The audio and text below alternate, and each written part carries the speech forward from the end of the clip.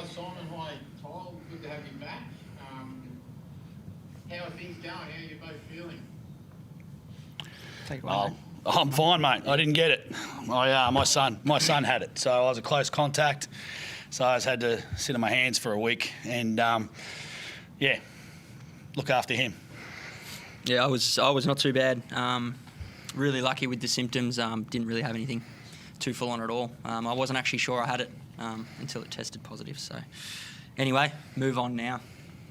It probably showed for you tonight, mate. You sort of came back like you hadn't missed a beat. Yeah, I felt okay. I was pre-game. I was a little interested how the lungs would go. My legs felt fine the last sort of day and a half at practice, so I was confident with them. I was just interested to see how the wind would go, and it held up okay. So all those pre-season running drills Simon makes me do definitely helped. Simon, how are you feeling after that game, mate? Are you happy with how the guys went? Yeah, for sure. Thought we were pretty impressive for the most part. Discipline. We had a couple of breakdowns, fouling three-point shooters, those sorts of things that we still need to eliminate. But I thought overall, we did a pretty good job on Steindl. I thought Kizza was great on Majet. I just thought from a defensive standpoint we were pretty solid. Still room to improve, but the sort of the wins they've been putting together and the way they've done it, I think we took them out of what they had been doing in those wins. So that was good offense. It was a tough one. They're a tough team to operate against. A lot of fouls, no rhythm, which you stand at the free throw line a lot of the time.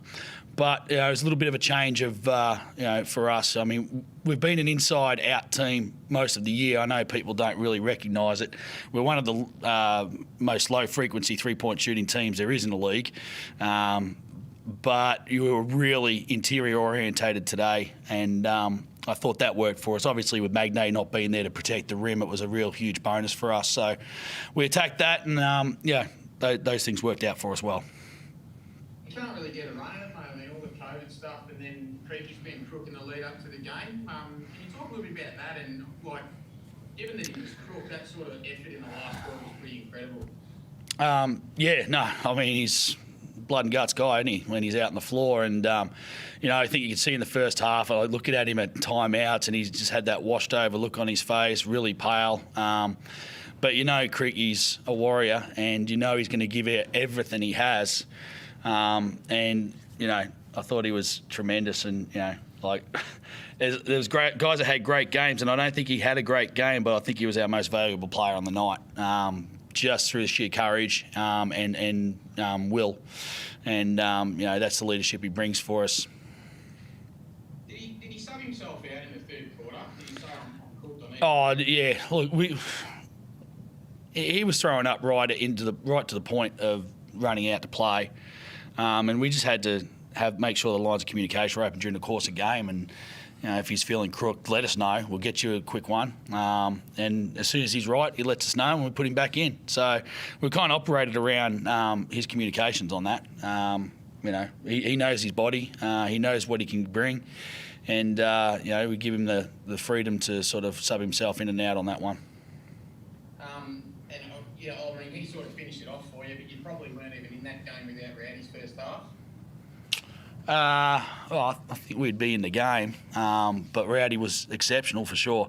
He's not going to be. His name's not going to come up in the Defensive Player of the Year nominations. It won't be. For one, he's a shooter. For two, it's not what people associate with him. But from a team defensive standpoint, he's as good as anyone in the league.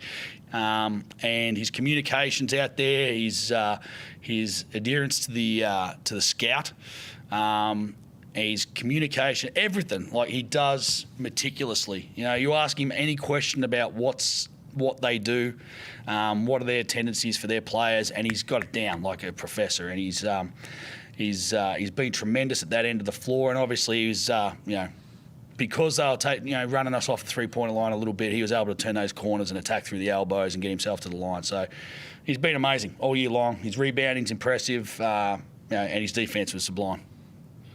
And I'll start with Kyle on this one, and then we'll go to Simon. Obviously, last time we sort of spoke about United, Simon said that he hated him. How's the feeling coming up to Thursday? Is it going to be a pretty intense week? Oh, it always is. They're a great team, and every time we get together, it's always a physical battle, and the fans, the players, everyone sort of really goes to another level, I feel like, in those games. So, we'll reassess tomorrow, recover, and definitely start preparing for them. It's going to be a great hit out. How are you feeling about Simon? I mean, this would have been a pretty good warm-up for it, given that you've missed a couple. Oh, to be honest, I haven't put any thought into Melbourne United. We had Tassie to get through. They're on a 4-game win streak going into today, and all our focus has been there. So, as Kiz has said, tomorrow we'll refocus and start. We'll have a little look at today's game tonight, and then have a little review. But yeah, the majority of our focus now shifts to Melbourne. It's a Thursday night. It's in Melbourne. I can't wait. I hope it's a great crowd. You got two of the top three teams in the league at the moment, and yeah, I think all of Melbourne should be scrapping for a ticket. Thanks, fellas. On to the next one. Roy, you're up. G'day Simon, g'day Kyle. Simon, on a game you just said that was a bit difficult to get a tempo going and so forth. What sort of satisfaction did you take from having so many scorers tonight, so many guys that gave you something offensively? Yeah, and that's something that I think we've been since the inception of our inception into the league has been we've always had 5 or 6 guys averaging in double figures or close to, and that spread of the offense, and that's what we want to be. It makes you hard to guard. You can key in on 1 or 2 guys, but when you've got 5, 6, 7 blokes who require your attention, it certainly is an advantage. And so that's what we want to be. That's what we're sort of gearing towards being on a little bit more of a consistent basis. We've probably had to ride Creaky a little more than I would like. But he's been in such exceptional form, you've got to milk that while you can too. But yeah, it's good to see Joe getting those touches tonight. He needs more of the ball. Brandon Ashley is ready to explode if we can just keep him on the floor. There's guys, and still got Glizzo to throw in there. Glizzo, although he was out of protocols, he's 7 days has been up, he still remained in protocols until today. So it's always going to be rough to sort of throw him out there without any practice or any preparation for 8 or 9 days. So we've still got him to get unleashed as well. He's had a really unlucky run. He's missed a week because of close contact. He's missed 9 days from getting it this time. He's coming off-season surgery. So we've still got Glizzo to sort of bring into the group, and there's a lot more that we can get from him as well. With you mentioned Brandon Ashley, and he's given you guys such a different look. They had the foul issues. Given he knows the league pretty well, is there much you can do with him in terms of improving that, or is it just wait for him to get a point where he can avoid that? Yeah, it's a good one. I don't think he fouls the same way 2 times. He seems to find different ways of doing it. Finishing at the rim they find a way of blowing the whistle against him there, and he didn't get any offensive fouls from setting screens today, so that's a big tick.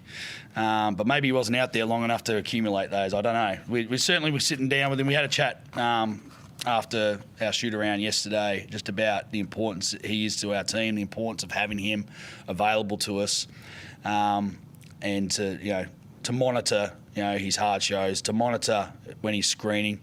But that's also a two-way conversation as well. Our guards need to wait on him with some of those picks.